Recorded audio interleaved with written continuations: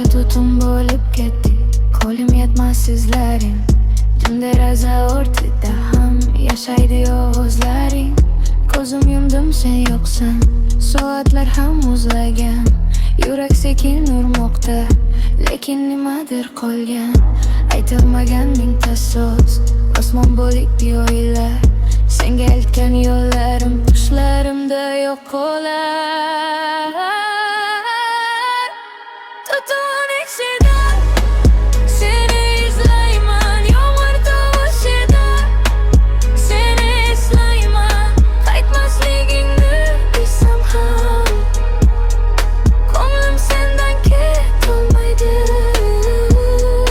Tutun ichida seni eslayman, yomg'ir tovushida seni eslayman. Qaytmasligingni bilsam ham ko'nglim sendan ketolmaydi. Kun yutadi ismimni, shamol olib ketar izimni. Kelmasang ham kutaman, soyam bilan yashayman. Neon chiroqlar ustida soya bo'lib yuraman. Kulayotgan odamlar ichra ichimda jim yig'layman. Vaqt uzatmadi meni, faqat o'zgartirdi xolos.